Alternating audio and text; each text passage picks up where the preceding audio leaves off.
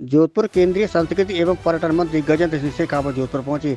Jodhpur airport पर उन्होंने media से बात करते हुए कहा कि महाराष्ट्र में चुनाव में, हरियाणा के चुनाव में और दिल्ली के चुनाव में, हाल ही में बिहार के चुनाव में एनडीए विजय हुआ है। सड़कों लेकर बिहार में तमाचा जनता ने मारा कि संवैधानिक संस्थाओं का अपमान देश में नहीं सहा जाएगा। उनको धरातल पर कहीं पर भी जगह नहीं मिल रही है, इसलिए हल्ला मचा करके अपने आप को प्रासंगिक दिखाकर अपने प्रयास कर रहे हैं। राजभवन को लोक भवन बनाया, इस सवाल पर उन्होंने कहा कि राजपथ को कर्तव्य पाठ बनाया, राजभवन को हम लोक भवन बनाएं।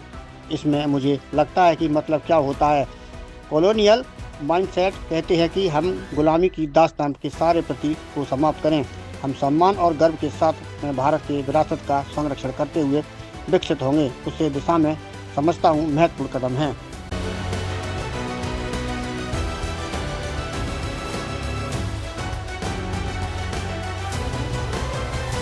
को लेकर लगातार जो है विपक्ष हमलावर हो रहा है। मुझे लगता है कि विपक्ष और विशेष रूप से कांग्रेस पार्टी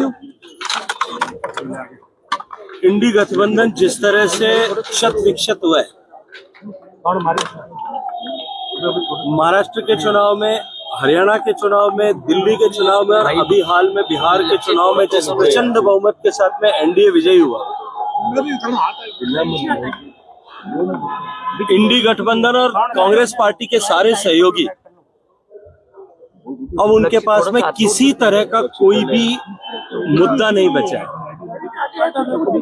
इसलिए वो नॉन इशू को इशू बना करके और अपने आप को राजनीतिक रूप से प्रासंगिक है ये दिखाने की कोशिश कर रहे हैं। आपने देखा होगा देश भर में एसआईआर के मुद्दे को लेकर के हम आंदोलन खड़ा करेंगे, कहीं धरातल पर, मैं आपसे पूछता हूं, कहीं धरातल पर उनको किसी तरह का रिस्पांस मिलते हुए आपने नहीं देखा होगा।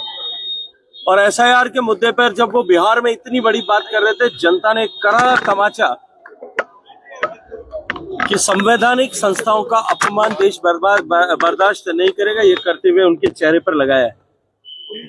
अब क्योंकि धरातल पर कहीं भी उनको पांव रखने की जगह नहीं मिल रही है, संसद में हल्ला मचा करके अपने आप को प्रासंगिक दिखाने का प्रयास मात्र जरूर कर रहे हैं।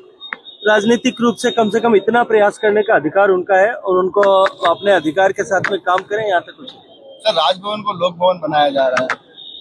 अच्छा ही है, जब राजपथ को कर्तव्य पथ बनाया तो हम राजभवन को लोक भवन बनाए। मुझे लगता है कि ये जो कॉलोनियल माइंडसेट था, माननीय प्रधानमंत्री जी जो हमेशा कहते हैं कि हम गुलामी की दास्ता के सारे प्रतीकों को समाप्त करें, हम सम्मान और गर्व के साथ में भारत की विरासत का संरक्षण करते हुए विकसित हो, उस दिशा में मुझे लगता है अत्यंत महत्वपूर्ण कदम। सर, हेलीकॉप्टर से यात्रा हुई कल दोनों मुख्यमंत्री और आपकी, किस तरह की? हेलीकॉप्टर में नहीं, हवाई जहाज। सर, इतना कार्यभार होने के बावजूद आपके चेहरे पर हमेशा मुस्कान रहती है, क्या वास्तव में ये मेडिसिन का काम करती है? और आप जो मुझे लगता है मेडिसिन से ज्यादा मेडिटेशन काम करता है।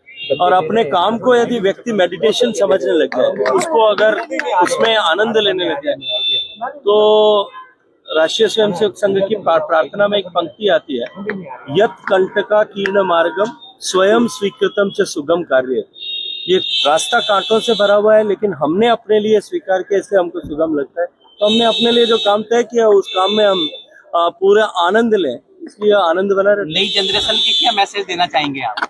भारत बदल रहा है, भारत जिस गति के साथ में बदल रहा है, ये जनरेशन सौभाग्यशाली है कि वो इस बदलाव के न केवल दृष्टा हैं, अपितु बदलाव के सृष्टा भी हैं, वो बदलाव के निर्माणकर्ता भी हैं।